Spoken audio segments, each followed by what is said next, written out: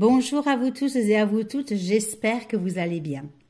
Aujourd'hui, nous allons parler de la pleine lune du vendredi 18 mars 2022 qui se fera à 8h20 dans le troisième décan du signe de la Vierge à 27,47 pour la lune, 27,40 pour le soleil dans le signe des Poissons. Mais avant cela, je tiens à vous rappeler que les inscriptions à l'atelier Développer vos capacités médiumniques sont toujours ouvertes et ce jusqu'au 23 mars. Donc n'hésitez pas à aller en dessous de la vidéo pour y trouver toutes les informations. Cette pleine lune est en corrélation avec l'équinoxe de printemps, donc si vous n'avez pas encore visionné la vidéo, je vous invite à le faire car cela vous donnera des informations supplémentaires que peut-être je n'aborderai pas ici. Donc pour rappel, une pleine lune, c'est l'occasion pour nous de pouvoir nous départir de tout ce qui nous encombre, de fermer une page, un chapitre, de nettoyer tout ce qui ne nous convient plus, en somme, de faire le point et d'éliminer tout ce qui ne nous sert plus et qui fait obstacle à la réalisation de nos intentions, de nos projets ou de nos objectifs. Nous sommes dans un degré dit spirituel qui parle à notre âme et si vous voyez bien la carte pour cette pleine lune, c'est la lune qui maîtrise et chapeaute tout le reste. Elle est le point de libération par lequel les autres planètes vont pouvoir s'exprimer. Elle est donc d'une importance capitale ainsi que le lieu et le domaine dans lesquels elle va transiter dans le thème de tout un chacun. Car ici, il va s'agir d'apprendre à bien canaliser et à bien maîtriser nos émotions parce que ça va être le point central pour ne pas dégoupiller. La lune représente donc nos états d'âme, notre inconscient, notre émotionnel. Elle symbolise tout l'environnement familial, le foyer, la femme, la petite enfance, mais elle parle aussi du peuple que nous sommes. Et sur un plan financier, elle représente l'argent et la circulation monétaire.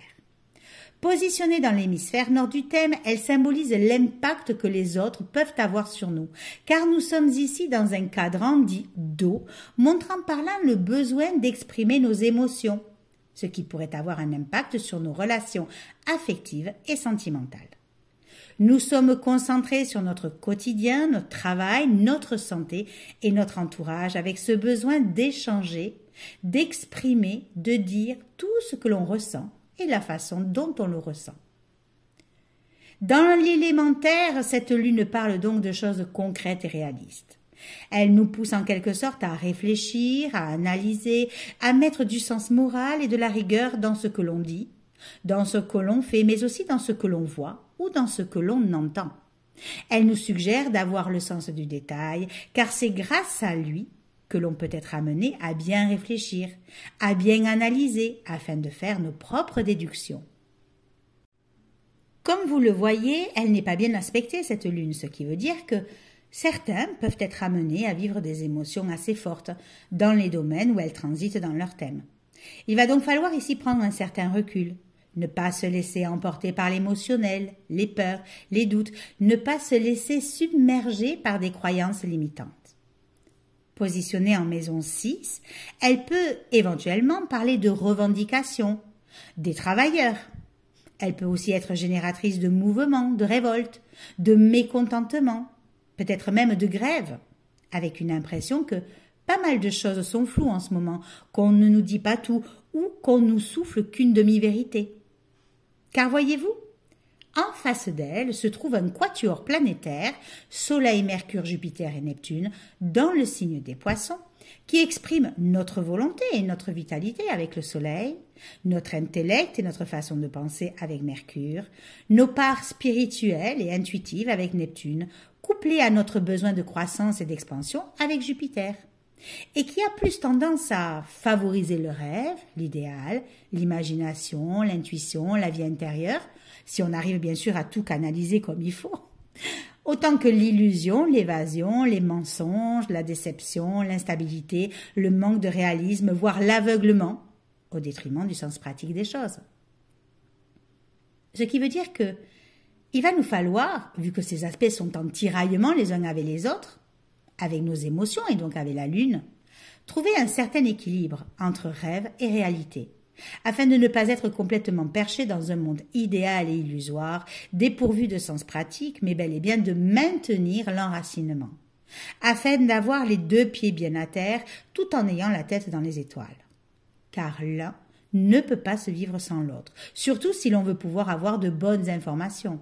Et cela vaut aussi bien pour vos connexions spirituelles, vos guidances intérieures, vos perceptions et intuitions, que pour les informations qui circulent à longueur de journée sur nos écrans. Parce qu'avec la dissonance Lune-Neptune, il y a quand même une réelle distorsion entre nos émotions, nos sentiments et la réalité. Il se peut d'ailleurs qu'une part de nous s'invente des choses, s'illusionne dans les domaines où transite Lune-Neptune. D'autres vont avoir une imagination débordante ou qui s'enflamme et peuvent être même amenés à vivre des situations ou des événements qui peuvent sur l'instant les transcender et l'instant d'après les désenchanter. C'est comme si nous avions un voile devant les yeux qui ne nous permet pas de voir les choses dans leur exactitude, nous rendant par moments crédules, parfois influençables. C'est pourquoi il nous faut rééquilibrer les énergies, ne pas tout croire, comme je l'ai déjà dit dans la vidéo sur l'équinoxe de printemps, et ne pas non plus être hermétique ou sceptique, mais bien trouver le juste équilibre entre des énergies poissons et des énergies vierges, si l'on veut pouvoir trier le bon grain de livrer la vérité du mensonge.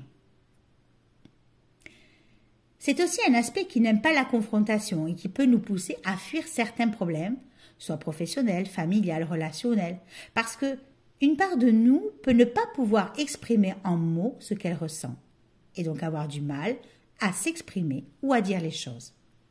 Et comme Lune, Jupiter sont aussi en dissonance, tout ce que vous pourriez vivre, ressentir, émotionnellement, sentimentalement, pourrait bien vous envahir jusqu'à rendre vos rapports avec les autres un tantinet soit peu difficiles, d'autant plus que l'on s'aperçoit que la libre circulation financière chez chacun d'entre nous, avec l'envolée des prix, commence à en inquiéter pas mal.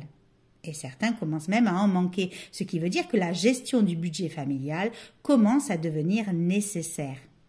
Attention toutefois de ne pas non plus tomber dans une exagération, une obsession ou une précipitation néfaste liée à des croyances, à des phobies ou à des peurs qui seraient en résonance avec les mémoires de manque de vos ancêtres et de ce qu'ils ont vécu en temps de guerre. Faites bien la part des choses, essayez de conscientiser ce qui vous appartient de ce qui ne vous appartient pas. Sinon, effectivement, vos actes seront plus sous des influences transgénérationnelles plutôt que sous votre propre guidance.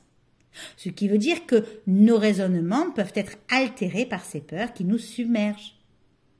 Il est donc nécessaire, lorsqu'une peur remonte à la surface, de l'accueillir et de la reconnaître, parce qu'effectivement, elle fait partie de ce que vous avez à vivre. De l'aimer, parce qu'elle a fait ce que vous êtes aujourd'hui. Et de vous en extirper en reprenant le contrôle de votre vie. Parce qu'une fois reconnu, vous avez le choix de vos attitudes et de vos comportements, et que ce choix vous permet de vous libérer de ce qui entrave la bonne marche de votre évolution. Et c'est en gardant la foi et la confiance de ce qui est que l'on peut continuer à mettre un pied devant l'autre, en étant plus léger, tout en apprenant aussi à alléger nos doutes, tout en développant aussi de plus en plus notre confiance en nous. Pourquoi devons-nous être vigilants sur ce trop-plein émotionnel? Eh bien, parce que, avec tout ce que nous vivons avec la dissonance Lune-Vénus-Uranus, aussi bien énergétiquement, émotionnellement, dans notre travail, au niveau familial, relationnel ou amoureux, dans nos vies quotidiennes, eh bien, cela peut venir jouer sur nos relations affectives. En effet, certains sont tendus, on peine à trouver satisfaction dans les affections, dans les sentiments. Il y a comme de l'agitation, un manque de sang-froid ou de contrôle de soi, ce qui fait que on peut avoir tendance à agir de façon irrationnelle, provoquant quelques bouleversements ou quelques secousses qui viennent perturber notre sensibilité ou celle des autres. Ici, l'émotionnel peut prendre le dessus et nous faire réagir de façon exagérée à des conflits toutes sommes mineurs, mais qui viennent déséquilibrer quelque peu le rapport à l'autre. Car il peut y avoir un manque de sécurité, et donc des peurs et des réactions liées à cette insécurité. Du coup, il se peut que nos désirs et nos besoins émotionnels se contredisent et qu'une part de nous cherche à compenser ce dont nous avons l'impression de manquer. Il peut donc y avoir ici dans l'air de la colère, du ressentiment, du mécontentement, de l'exagération, de l'impatience, de l'impulsivité ou de la frustration vis-à-vis de nos proches. Des réactions vives qui sont mal placés ou inadaptés.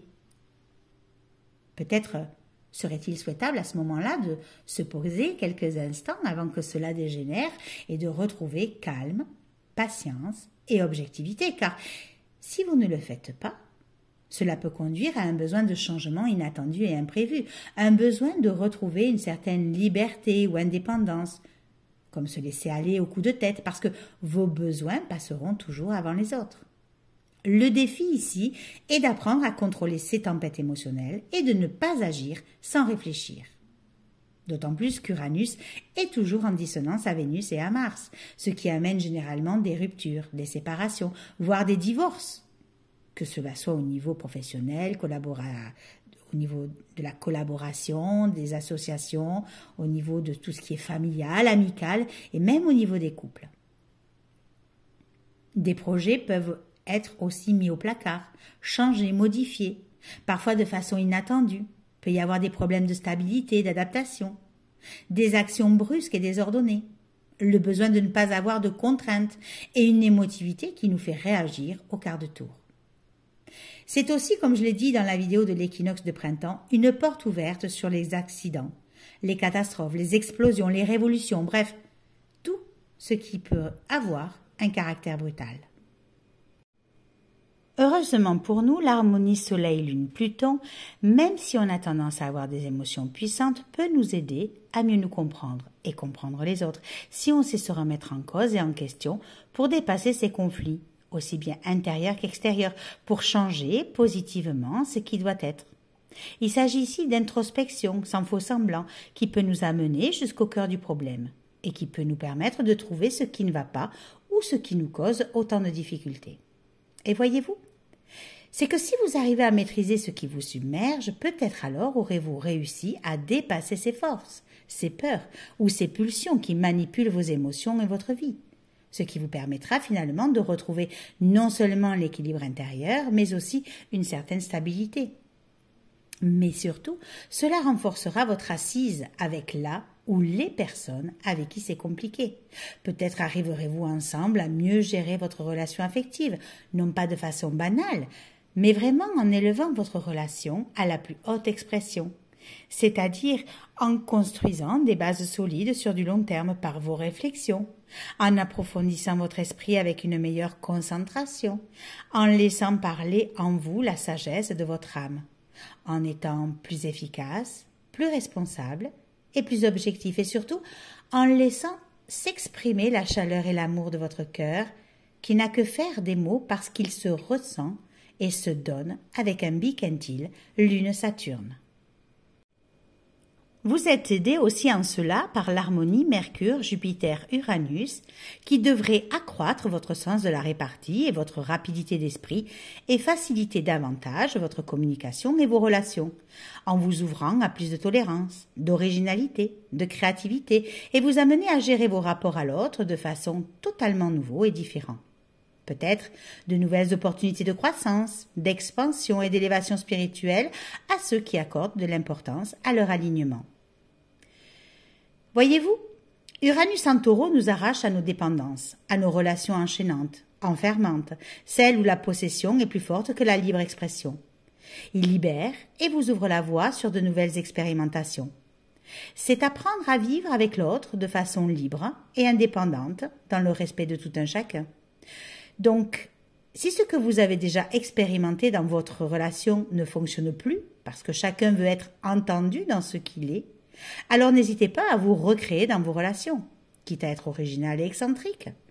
L'important est que vous trouviez l'empreinte intuitive qui animera ce que vous partagez, même si c'est de façon non linéaire, soudaine, inspirante et totalement farfelue. Soyez finalement la meilleure expression de vous-même.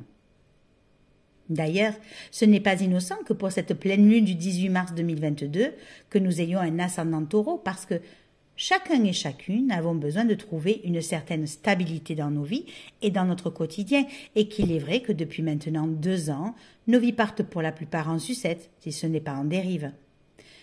Cet ascendant Taureau a horreur qu'on le brusque, et s'il le pouvait, il refuserait de modifier quoi que ce soit à ce qu'il vit, parce qu'il lui faut prendre le temps de se mettre en mouvement pour pouvoir réaliser quelque chose de concret. Et s'il y a bien quelque chose que l'on ne maîtrise absolument pas actuellement, c'est l'assurance que ce que l'on produit trouvera une certaine assise et stabilité dans la matière. Nous avons besoin d'un but, nous avons besoin de produire, nous avons besoin de choses concrètes, ce qui nous paraît plus ou moins trouble en ce moment, avec tout ce qui se passe. C'est pourquoi le vécu sentimental risque d'être plus important pendant cette pleine lune, parce qu'il peut nous donner l'expérience du sentiment de possession, qui nous fait nous identifier à ce que l'on possède. C'est pourquoi une part de nous risque d'avoir peur de perdre ce qu'elle a et qu'il vaut mieux travailler sur le détachement plutôt que d'être dans une sorte d'entêtement et de refus de changement. Et voyez-vous, cela passe par un axe intercepté Bélier-Balance, qui est un axe où aucune cuspide de maison, petite flèche qui délimite et qui détermine une maison, ne se positionne dans ces signes, ce qui donne en plus à cette pleine lune un sens karmique d'agressivité.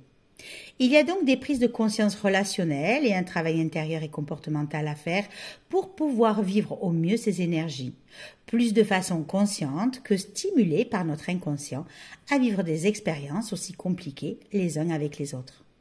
On parle donc ici de la relation à l'autre. Bien sûr, cela vaut aussi bien pour nous, personnellement, que d'un point de vue collectif. Le dialogue semble difficile à un niveau profond et peut nous faire osciller entre les extrêmes. Agressivité, lutte, combat, ou fuite, doute, indécision et lâcheté. Il faudra trouver un juste milieu et le bon équilibre. Il s'agit donc de réfléchir à nos engagements, à nos attachements et à nos dépendances relationnelles parce qu'il faudra trouver le ton juste et affirmer qui l'on est sans marcher sur les plates-bandes de l'autre qu'il faudra également prendre en compte. Tout le monde sera touché par cette pleine lune, mais plus particulièrement les Vierges, Taureaux, Capricorne, mais aussi les Poissons et Verseaux, ainsi que toute planète ou maison de votre thème, en aspect au transit à cette pleine lune. Je vous souhaite à tous et à toutes une superbe pleine lune du 18 mars 2022. Ne vous laissez pas envahir par vos peurs, vos angoisses ou vos doutes. Essayez de maîtriser vos émotions et surtout, ne vous projetez pas dans un avenir incertain. Il ne fera que vous déstabiliser. Vivez vraiment l'instant présent, ici et maintenant. Profitez et surtout utilisez toujours votre discernement et vos propres ressentis. Si vous avez aimé cette vidéo, n'hésitez pas à la partager, à la liker, à la commenter, à vous abonner à la chaîne YouTube si ce n'est pas déjà fait, en activant la petite clochette en haut pour ne rien rater des nouveautés.